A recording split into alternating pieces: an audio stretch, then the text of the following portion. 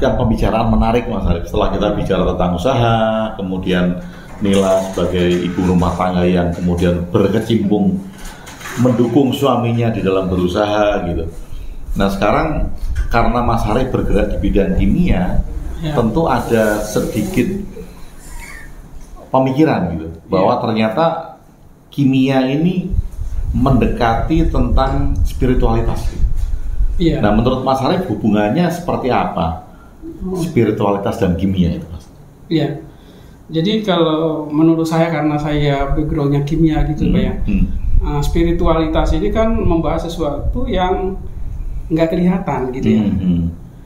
Sedangkan kimia juga itu dasarnya membicarakan sesuatu yang nggak kelihatan. Seperti apa Mas kalau kimia nggak kelihatan? Kayak apa namanya ion, kayak proton, kayak sel atau inti sel gitu ya. Jadi hal-hal yang terkecil lah dalam kehidupan ini. Makanya saya ngelihat kok spiritual ini sebenarnya sama dengan pembahasan di dalam ilmu kimia gitu. Nah, karena apa? Sama kita misalnya kayak HP itu kan kelihatan yang di luarnya itu kan casingnya kan. Tapi kimia ini membahas masalah softwarenya itu gitu. Seperti itu sih sebenarnya. Nah penerapannya ada yang bisa diterapkan secara praktis nggak Mas Arif? Dari ilmu kimia yang selama ini Mas Arif geluti? Iya. Sebenarnya dalam kehidupan ini kita nggak bisa lepas dari kimia itu sendiri sih sebenarnya. Karena kita udah hidup ini memang hidup di dalam sistem yang memang udah terstruktur dalam alam ini. Dan itu kalau orang kimia ini, ya kita ini dalam jaringan itu kok gitu. Kalau menurut background pendidikan kimia, kita ini Mas Arif, tubuh kita ini tersusun atas zat-zat kimia apa Mas Arif? Atau kompleks sekali? Iya, jadi kalau ini kan yang kelihatan ya Pak ya. Jadi terdiri dari maksudnya ya atom, kayak tadi itu ada karbon, ada hidrogen, ada susunan atom-atom itu yang ada di dalam tubuh fisik. Nah, tapi di balik fisik itu sendiri kan ada yang menyebabkan fisik ini bisa bergerak.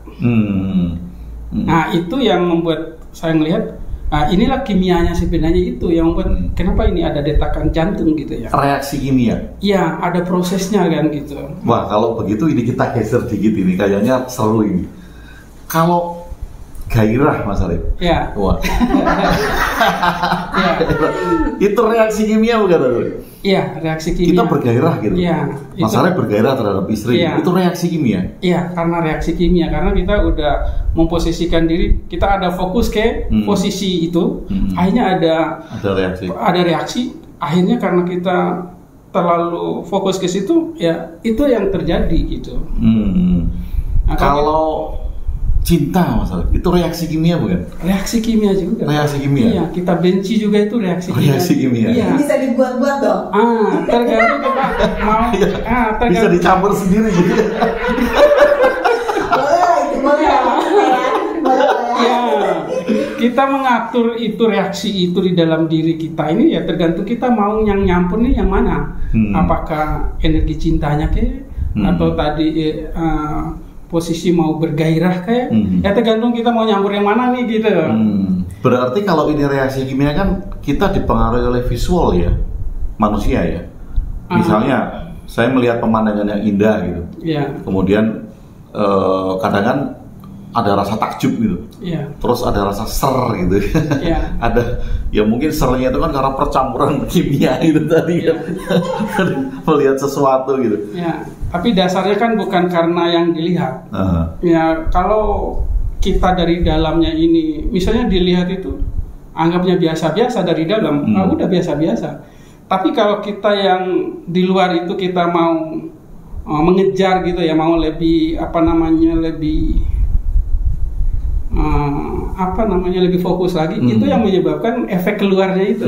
Akibatnya itu kan ada rasa rangsangan, ada rasa birahi, ada rasa cinta, ada rasa marah, itu kan hanya efek, hanya akibat dari. Nah ini kalau dari sisi wanita, setuju nggak kalau cinta itu reaksi kimia nih?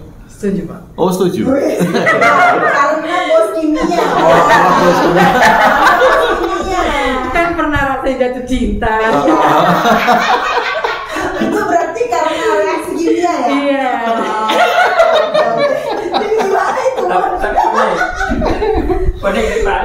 kita jadi timbul pertanyaan gini, dalam sebuah reaksi kimia kan selalu diperlukan katalisator, perlu katalis ya kan. Nah kalau tadi bilang cinta, terus tadi itu juga bagian dari proses kimia. Di bagian diri kita itu yang berperan sebagai katalis apa itu Pak? Kira-kira. Oh gitu, itu rasa, perasaan inilah yang membuat itu jadi katalisator gitu. Kalau tanpa perasaan, hidup itu kita nggak ada apa-apanya gitu. Jadi reaksi kimia terjadi kalau ada katalisator. Iya, ya, gitu ya? Selalu memerlukan itu. Iya, jadi dalam kehidupan menurut saya itu perasaan itu. Nah, kita masuk di dalam rasa itulah menjadi pendorong. Nah kalau Nila tadi setuju itu bagian mana yang disetujui? Bagian mana yang disetujui? Bagian reaksinya Mas. Bagian pas bereaksi. Kalau bisa setiap hari bereaksi ya.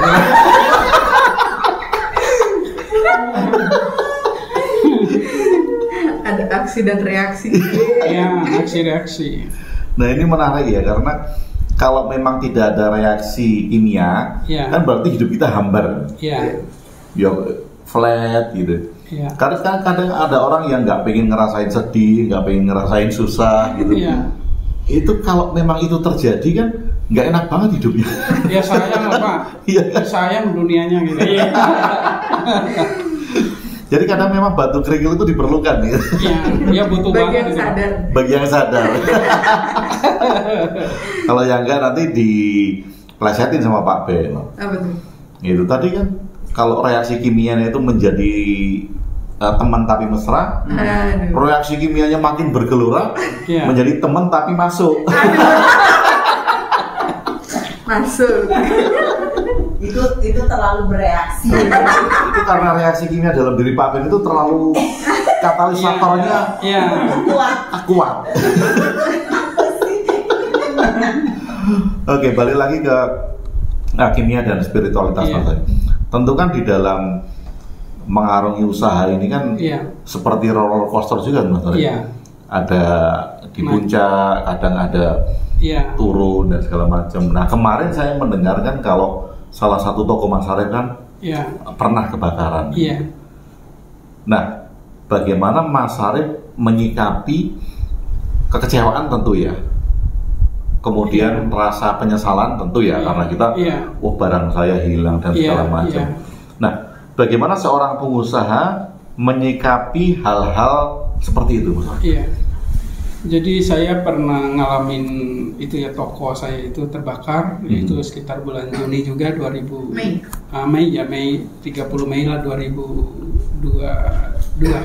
Setelah Covid ya? Iya. Jadi apa yang saya rasa gitu ya. Nah, saya rasain sebenarnya memang agak-agak sedih juga sih Pak ya. Pastilah. Ya, kita sedih, kemudian kita kalau dilihat kerugiannya juga lumayan ya. Kira-kira berapa Mas? Jangan dibilang lumayan supaya teman-teman tahu. Kalau dihitung-hitung nilai itu ya bisa kali mungkin 800 ke atas lah ya. 800 juta ke atas. Iya, 800 juta ke atas itunya itu. Barangku kebakar semua gitu. Dan saya bersyukurnya itu banyak sekali teman-teman yang bisikin kayak gitu ya Pak ya. Kamu kan banyak barang yang di tempo gitu ya Pak, minta dong keringanan sama supplier kamu. Tapi dalam hati saya berpikir ya ini kan saya yang kejadiannya, saya dong yang nanggung gitu. Jadi saya nggak pernah berpikir untuk menunda sekalipun atau minta tempo keringanan, enggak. Saya tetap bayar sesuai jatuh tempo. Kemudian saya berpikir yang ada aja saya masih bersyukurlah masih ada gitu, karena saya dulu juga nggak punya apa-apa kok, sekarang saya punya gitu. Tanggung jawab itu tetap harus Mas Arif kedepankan ya? Iya, komitmen itu Pak. Kita harus komitmen dengan ya kita ngambil barang orang, ya kita nggak usah pakai alasan lah, jangan sampai gara-gara aku kebakaran ini, gara-gara minta keringanan. Banyak sekali teman, bahkan dibilang itu ada yang minta nanti saya kasihin suratnya supaya sebagai ininya gitu. Saya berpikir ya kan ini saya yang dapat ininya gitu, artinya saya yang nanggung sendirilah gitu. Ya walaupun air mata berlinang, kesedihan apa semua, dan saya yakin akhir dari ini pasti saya nanti akan mendapatkan ada hikmahnya. Mungkin ini kalau kita bisa melewati ini nanti akan lebih besar. Dan saya itu Pak, pas pindah dari kebakaran itu, saya itu pindahin tim itu dari pusat itu ke sini Pak. Dulu itu toko ini hanya gudang. Ini? Iya. Yang sekarang ini? Okay. Dulu itu hanya berapa orang, kemudian masuk sekitar 20 orang.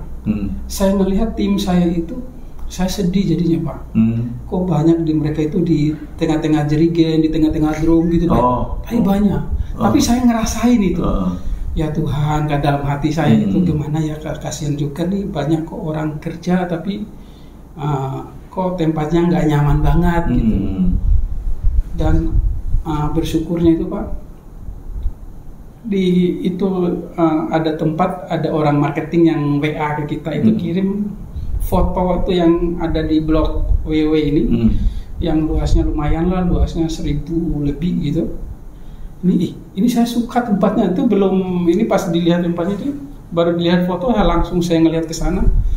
Kemudian dikasih kemudahan loh Pak. Kemudahan itu bisa kamu bayar cicil aja selama ya kamu mau cicil berapa aja, pokoknya pas cicil pertama aja itu udah masuk gitu. Itu kayak saya itu terjawab tadi. Saya itu kejadian kebakaran itu Pak, saya pernah nulis ya di depan kamar tuh Bang. Saya kan bayar mau kontrak kan itu di kontrak saya Pak. Jadi yang kebakaran itu saya itu ngontrak 1 tahun itu 150 juta. 1 tahun 150 juta. Karena saya itu pada saat mau bayar itu Pak, saya itu ada rasa kesal sebenarnya dalam hati. Saya bayar kan biasa sekali bayar itu 2 tahun, langsung 300 juta. Tapi saya itu langsung berjanji di dalam hati saya, pulang bayar itu, saya tulis Pak di kamar itu, di depan kamar, pintu kamar itu, saya tidak akan pernah, bahasanya itu sampai sekarang masih ada, saya tidak akan pernah melanjutkan lagi. Itu sebelum kebakaran? Sebelum kebakaran. Saya tidak akan pernah melanjutkan lagi kontrak di sini, karena mahal. Saya harus punya yang baru. Itu setiap tahun naik. Iya, dari 20 juta Pak. Dari 20 juta? Iya. Karena saya udah 12 tahun di situ. Kemudian pas bulan Mei juga, pas mau Juni kan 1 Juni itu kejadian baru kita 1 tahun Pak. Itu kejadian kebakaran Pak. Pas 1 tahun dipakai. Nah itu tadi kembali ke pas ngelihat ini dikasih kemudahan tuh, alhamdulillah sampai sekarang itu tempat yang besar banget kayak gitu ya, saya nggak pernah kebayang. Tapi kalau coba nggak kejadian kebakaran itu Pak, saya nggak kepikir itu dapat atau enggaknya. Tapi saya didapat itu gara-gara itu loh Pak. Dan saya tulisan itu yang tadinya saya sedih apa semua, pulang Pak, pulang ke kamar, ke rumah, ngelihat tulisan itu, saya baru waduh, inilah jawaban dari tulisan itu kan. Tulisan itu doa gitu kan. Kalau bahasa ini itu tulisan itu doa gitu. Makanya saya nggak berani nulis yang begitu Pak sekarang. Nulis yang bergairah aja Mas. Supaya kejadian kan. Walaupun nulis yang bagus-bagus lah. Ya, tapi berarti ini ada 2 peristiwa titik balik ya. Kalau yang pertama tadi kan Mas Arif cerita keluar dari pekerjaan tadi kan sehingga bisa mendirikan itu. Kalau tidak keluar, tidak diperlakukan seperti itu kan nggak bisa, nggak memulai lah usaha. Kemudian kejadian kedua ini dengan adanya kebakaran toko ini bisa punya toko yang lebih besar lagi. Gitu. Jadi ada gudang lebih gede lagi. Nah, untuk menyikapi sedih tadi, kecewa pasti, ya kita melihat barang kita itu pastilah. Berapa hari Mas Arif bisa recovery emosi? Ya, mungkin karena ini ya Pak, saya itu karena mungkin suka belajar ya Pak, termasuk sama Bapak. Karena Sambala. Sambala dan istrinya Sadana. Jadi suka belajar. Sadana juga Pak. Jadi pas kejadian-kejadian begitu itu saya nggak lama Pak prosesnya. Jadi proses itu kadang saya itu makan waktu misalnya sehari itu udah bisa ini lagi, saya harus jalan lagi karena hitungannya ya kayak tadi saya sebelumnya nggak punya apa-apa kok, sekarang punya apa-apa, kemudian itu kebakaran sekian rugi, ya udah mau gimana gitu, walaupun saya nangis kayak gimana pun kan nggak balik, ya saya harus jalan. Nah ini mungkin yang perlu disikapi sebagai seorang pengusaha ya Mas Arief, bahwa tidak hanya berharap tentang untung, ada satu kali usaha rugi, bahkan ada force major ya kayak tadi, mungkin kecelakaan. Atau kejadian alam, kebakaran itu kan termasuk force major ya. Ini yang mungkin harus disikapi sebagai pengusaha. Ya, recovery itu kan banyak ya Mas Arief. Ada recovery emosi, ada recovery keuangan, ada recovery karyawan dan segala macam gitu. Nah, kalau dari sisi nilai, tadi kan Mas Arief recovery bisa 1 hari 2 hari gitu, ada kekecewaan. Kalau Nila sendiri karena ikut ngurusin toko itu ada rasa kecewa nggak? Atau ketika pertama kali mendengar kebakaran itu apa yang dirasakan? Sedih sih. Sedih karena wah ini ada kerugian yang dialami berapa banyak, apakah nanti kan itu sebenarnya ada ruko orang yang harus kita tanggung gitu. Apakah kita harus ganti ke pemilik sewa penyewa rukonya, terus sebelahnya lagi ada rumah orang juga gitu, di belakang rumah orang juga, rumah warga gitu. Oh, itu kekhawatiran itu ada ya? Karena berapa yang harus diganti ke mereka takutnya gitu. Dan ternyata mereka minta ganti rugi nggak? Enggak sih, alhamdulillah. Oh enggak ya? Iya, semuanya baik-baik Pak. Semuanya yang punya ruko sendiri? Yang ruko itu mintanya kan kemarin itu pas saya datang kan, itu kok nggak ini kok Mas Arief, katanya tinggal dirapiin di atasnya yang atapnya aja gitu. Dalam hati saya syukur gitu. Kemudian ada yang rumah di belakang itu ada rumah, itu ada sampai yang punya rumah itu ambilin sertifikat, cari sertifikatnya rumahnya dia itu, dan tetangga dekat banget. Dan mereka itu bukannya marah sama saya pas ketemu itu, malah mereka itu mikirnya, kamu itu kita anggap itu kayak, karena saya sudah lama Pak, 12 tahun di sini, saya suka makan sama mereka, ini duduk di situ gitu, jadi mereka ngerasa nggak ada apa-apa. Tapi rumah itu ikut rusak? Enggak Pak. Atapnya? Enggak kena. Dari 2 ruko kita sewa itu hanya 1 ruko yang habis Pak. Satu ruko itu hancur semua bahannya habis. Termasuk motor 1 baru malah. Motor itu kena ya? Ada motor 1. Nah Mas Arief, sebagai pengusaha harus ada uang cadangan nggak untuk mengantisipasi kejadian-kejadian seperti itu, kalau menurut pengalaman Mas Arief? Iya, kalau yang saya ngelihat sih, kalau saya itu manajemennya mungkin saya nggak terlalu berambisi banget ya Pak ya, karena saya melakukan ekspansi itu bukan karena harus duitnya itu harus minjam sana sini. Jadi kita punya duit nih. Kalau misalnya kita punya gelas nih, kalau ada luber itu ada kelebihan lah dari cash flow yang biasa kita pakai, ya itu yang baru bisa kita keluarkan. Tapi kalau khusus kita ambilin pinjam dari bank atau apa, itu kan ya sayang lah, karena bukan lagi mikirin untung kan. Kemudian bayar karyawan kan kita yang jadi beban sendiri ya Pak ya. Makanya ini ya karena mungkin kalau ada kelebihan dari cash flow bulanan kita, oh ini ada kelebihan nih, baru saya biasa ekspansi. Itu pun kalau ekspansi, kalau nggak beli saya nggak mau. Kalau nyicil atau kalau minjam saya nggak berani. Nah kalau saya dengar nih, kan kalau pengusaha kemudian barang-barang yang dijual ini riskan gitu, riskan terbakar, riskan hilang. Kebanyakan kan mereka itu mengasuransikan. Nah, kalau Mas Arief sendiri percaya nggak dengan asuransi?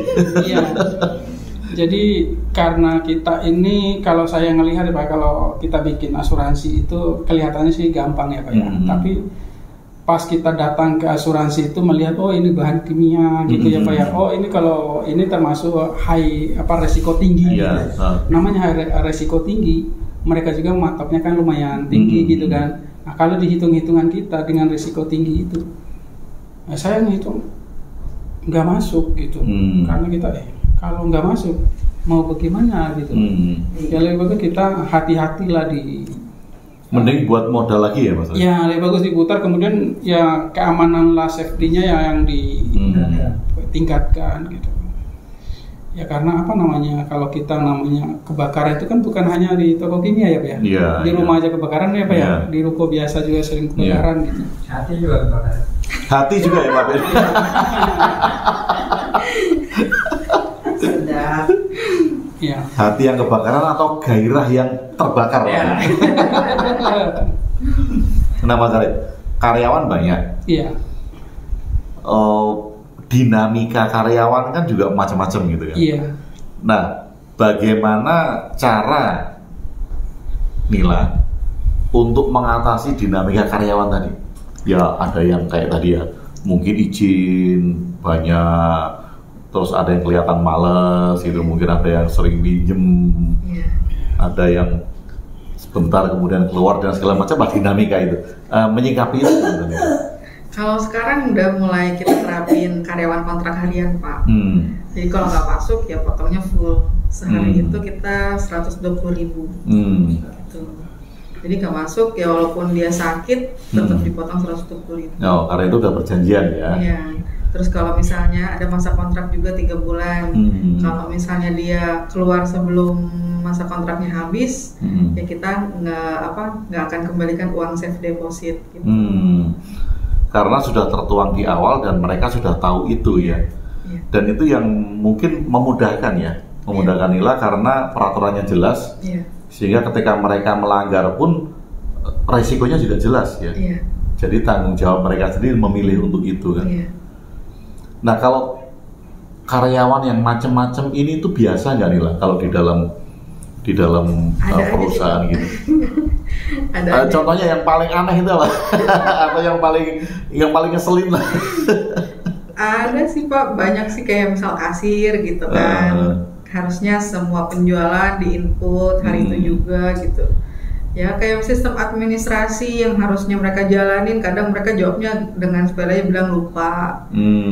Padahal kan itu mungkin menurut mereka sepele ya, tapi buat kita itu sangat berdampak sekali. Gitu. Gimana ya sekarang? Kalau nakal dalam tanda kutip itu ada nggak? Ada Pak. Tetap ada ya, dimanapun juga ya, nggak? Perusahaan besar juga banyak. Tetap ada ya. Cheating gitu ya istilahnya kan itu juga ada. Nah kalau Mas Arif sendiri ketika menerapkan peraturan itu yang kemudian diubah Nila menjadi satu sistem ini harus tegas ya Mas Arif? Sayanya gitu. Jadi kalau saya itu ngelihatnya saya nggak, karena memang awalnya saya mainnya itu kayak gaya toko gitu ya Pak ya. Saya juga nggak bisa langsung tegas itu, yang tegas malah admin ini Nilanya. Malah sebenarnya Pak Arif ini ketika ada kasus dia biasanya langsung cut Pak. Tapi kan kalau di kita ada misal ada peringatan pertama, peringatan kedua, peringatan ketiga. Kalau ini Pak Arif nggak mau tahu awalnya seperti itu. Tapi pas lagi dikasih tahu Pak ini nggak bisa ya Pak langsung cut gitu aja karena harus ada serah terima dan sebagainya. Dan mungkin sesuai dengan peraturan ketenagakerjaan juga ya. Nah Mas Arif, hal penting apa, mungkin berguna bagi teman-teman juga, hal penting apa yang Mas Arif lakukan ketika Mas Arif merasa dalam kondisi di bottom?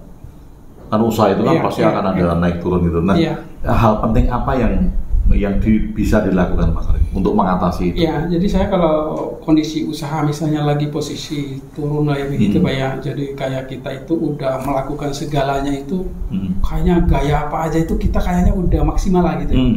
Nah, jadi di situ saya kadang berpikir, sekarang saya harus banyak diam melihat gitu.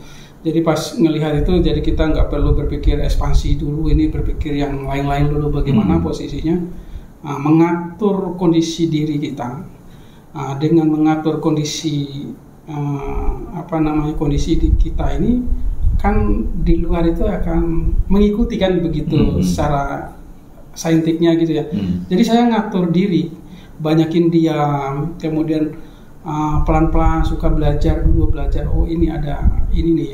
Mulailah saya pelan-pelan itu udah kelihatan nih ya. Di situ saya turun lagi. Nah, senangnya sih begitu, Pak. Atau mungkin kalau tergesa-gesa itu malah menyebabkan pilihan salah kali Mas Arif ya? Iya. Kalau nggak diem misalnya, rugi nih, kemudian cepet pengen ngambil keputusan itu malah ruginya banyak gitu. Malah lebih banyak gitu, Pak, banyak buang waktunya gitu. Salah memilih tindakan gitu. Iya, sayang sebenarnya itu. Jadi saya dulu pernah ngelakuin kayak begitu, Pak. Ngelakuin sana sini kok malah hasilnya bukannya seperti yang kita harapin. Nah, kalau sekarang semakin banyak tantangan apa semua, saya tuh kadang kayak lepasin aja semua, ya udah, saya diam nih gitu, saya diam pelan-pelan gitu kan.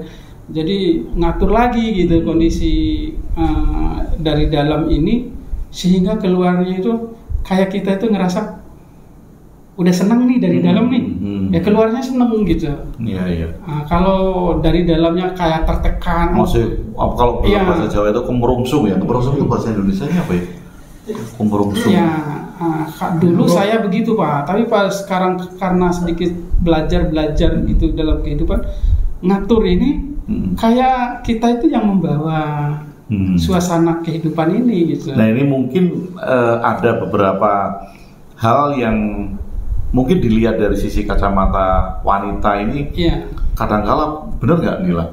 Kadang-kala ini kok nggak ada action sih.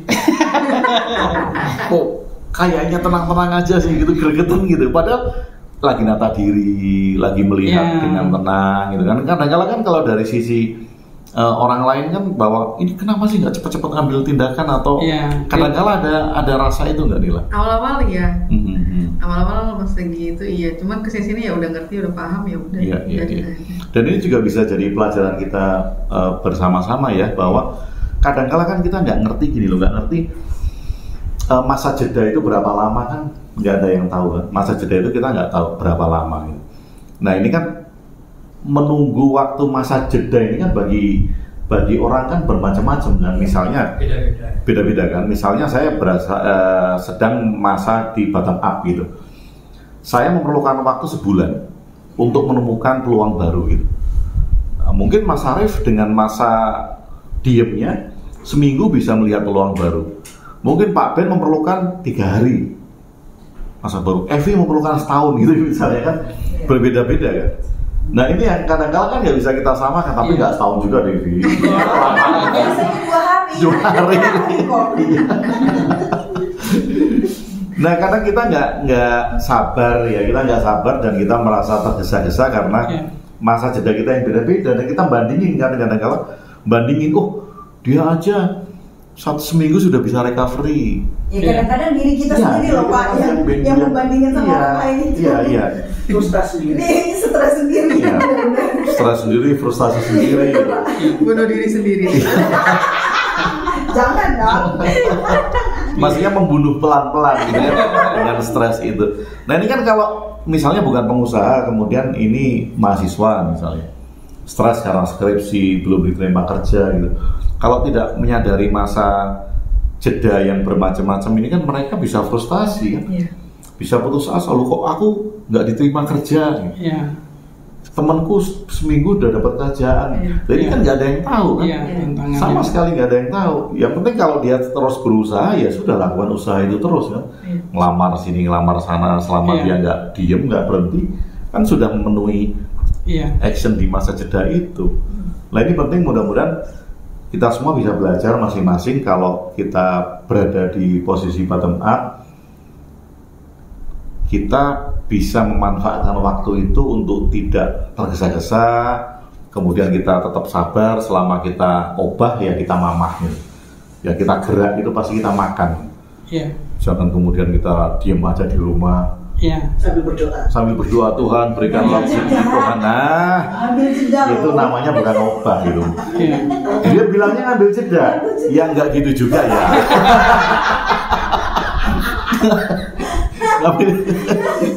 Tapi kadang bisa diplesetin atau menjebak kita dengan argumentasi itu kan. Saya punya satu teman yang dia di PHK dari pekerjaan. Kemudian ya biasalah, argumentasinya kan kemudian mendekatkan diri ke Tuhan. Setiap hari dia beribadah, setiap hari berdoa, nggak keluar rumah, tapi dia bilang bahwa ini adalah masanya dia untuk mendekatkan diri pada Tuhan. Tapi karena dia tidak obah tadi, keluarganya kan nggak mama. Yang terpaksa kerja istrinya, pontang-panting dari jualan apa dan segala macam. Tetapi si laki-lakinya ini, ya tetap berdoa dan berkeyakinan Tuhan akan memberikan rezeki. Iya kan lewat istrinya.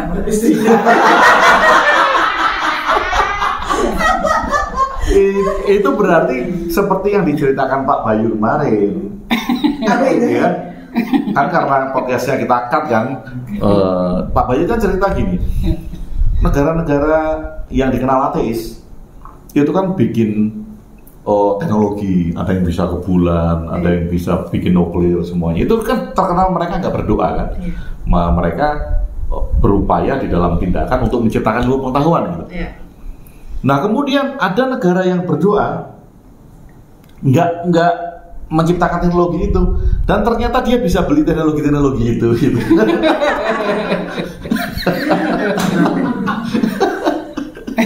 Negaranya itu negara berdoa aja, tapi dia bisa beli gitu. Jadi nyambung gitu. Ya, tapi kalau diterapkan dalam hidup kita kan, terus kita di rumah nggak ngapa-ngapain kan juga nggak dapat apa-apa gitu. Apalagi doanya sambil nge-live, Pak. Oh iya, itu bisa. Sebelum live TikTok berdoa dulu gitu kan, supaya dapat paus. Terjawab langsung doanya. Kalau yang live Pak Ben mungkin dapat paus itu. Dapat. Nah, pakai G-string. Baik Mas Arif, untuk terakhir Mas Arif, supaya teman-teman itu mendapatkan satu pesan ketika mereka mau mulai berusaha, apa yang harus dipersiapkan supaya pengusaha ini kan mental kan Mas Arif? Supaya mempunyai mental pengusaha. Jadi yang utama saya rasa itu adalah kita harus paling utama itu diri kita ya. Kita harus benar-benar mengetahui tentang kitanya. Kalau kita udah mengerti tentang kita, pas ada, karena orang usaha itu masalah yang kita harus selesaikan kan sebenarnya. Nah, kita sendiri nggak tahu menyelesaikan diri kita, gimana kita mau menyelesaikan masalah di luar gitu. Nah, kalau kita mampu menyelesaikan diri kita, karena orang usaha itu adalah orang yang menyelesaikan masalah-masalah orang di sekelilingnya. Karena ada masalah kan, poin-poinnya itu kan, ada poin-poinnya itu. Nah, sekarang kita mau menyelesaikan masalah orang di luar, sedangkan kita sendiri punya masalah banyak dalam diri. Ya paling utama itu harus beresin dulu. Kalau itu enggak, usahanya besar, apapun itu pasti berantakan. Iya, walaupun kita mungkin udah di orang karyawan udah 1000 misalnya begitu, kita masuk di situ, kitanya berantakan kok, ya pasti berantakan. Kalau kitanya oke di sini, masukin yang ke tempat yang berantakan sekali kok, lama-lama rapi kok gitu. Termasuk masalah gairah tadi. Iya. Diselesaikan supaya tidak bergairah itu. Enggak juga, kalau itu harus dipelihara. Kalau itu harus dipelihara apa tadi? Reaksinya harus tetap dijaga itu, Pak. Iya, dan satu lagi Mas Arif, kadang-kadang kan banyak yang tanya ya di grup juga kan, mau usaha tapi nggak punya modal Mas Arif. Nah mereka kan takut nggak punya modal, mau cari modal dari mana gitu. Nah, apakah mau berusaha itu harus punya modal sendiri Mas Arif? Jadi modal utama itu ya kita sendiri ini udah modal sebenarnya Pak ya. Kita sendiri itu adalah modal. Punya teman itu adalah modal sebenarnya. Jadi modal itu bukan duit. Banyak orang punya duit tapi bingung mau usaha apa. Tapi banyak orang yang nggak punya modal tapi dia bisa berusaha. Karena ada temannya ini, ada ya kayak saya tadi, saya nggak punya niat kok untuk jadi pengusaha gitu, tapi kondisi tertentu, kok ada 4 orang yang menawarkan. Iya, menawarkan. Karena apa? Ya itu tadi temen. Networking, relasi. Relasi itu. Itu modal ya. Modal utama itu. Jadi bagi teman-teman yang nggak punya modal duit, nggak usah khawatir Mas Arif. Iya. Karena bukan modal utama itu. Modal utama itu kita sendiri kok. Berapa banyak sih orang yang mempercayai diri kita? Kalau kita nggak dipercaya orang, gimana? Ya kita nggak punya modal dong gitu. Modal kita itu kepercayaan. Kepercayaan. Nah ini teman-teman yang mau berusaha dan nggak punya modal uang, itu bukan utama Mas Arief ya, karena sesuai dengan pengalaman yang tadi diceritakan Mas Arief di Indo Jaya Kimia ini juga dari modal yang bahkan dibilang nggak punya modal. Artinya modalnya dari modal orang lain yang kemudian dikongsikan oleh Mas Arief. Jadi jangan khawatir ya teman-teman, bagi kita semuanya kalau memang kendalanya hanya masalah uang, itu bisa dicari karena relasi, karena kepercayaan orang, Gitu. Nah, seperti kata Mas Arief tadi, bagaimana kita bisa dipercaya orang kalau kita juga tidak percaya sama diri kita sendiri. Kan kemarin ada kan yang tanya ya, sharing ke kita, dia bisa desain grafis, bisa apa dan segala macam gitu. Tapi dia nggak punya modal untuk mengembangkan itu. Dan tanya bagaimana caranya saya bisa dapat modal gitu. Nah kan yang kita tanyakan lagi kan, kamu percaya dengan dirimu sendiri dulu nggak gitu kan? Kalau kita nggak percaya bahwa diri kita bisa besar, ya bagaimana orang lain mau percaya sama kita dengan kita bisa besar kan? Nah ini pelajaran bagus buat teman-teman semuanya. Hari ini kita belajar dari Pak Arief Rahman, Indo Jaya Kimia, yang tadinya kecil, bahkan modal tidak dari modalnya sendiri, tetapi sekarang sudah berkembang menjadi 9 cabang, mau 10 bulan ini tahun Mei ini mau menjadi 10. Jadi kita bisa belajar banyak, tidak takut untuk berusaha, dan sebagai mindset pengusaha juga jangan berpikir bahwa usaha itu akan settle terus kadang-kadang ada gitu. turun naik. Bagaimana menyikapi tadi juga sudah diceritakan sama Pak Arief, dan naik turunnya itu bukan hanya di bidang usaha, di bidang gairah juga ya. Balik lagi gairah lagi.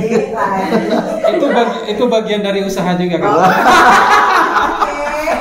Bagian dari reaksi kimia. Mungkin kalau seumuran Mas Arief itu bagian dari usaha. Kalau Pape udah nggak berusaha. Kalau Pape susah berusaha. Kalau saya itu udah reaksi kimia alami.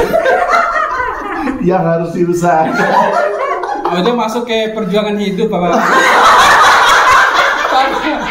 Kalau kita ini masih pandangan hidup. Baru mandang udah hidup. Baik, teman-teman, mudah-mudahan ada manfaat yang bisa kita petik untuk pelajaran kita bersama-sama. Karena ini adalah teman ngopi, maka salah satu bentuk usaha ini juga cara untuk memberi pikiran. Terima kasih Mas Arief, Nila. Terima kasih Pak. Terima kasih.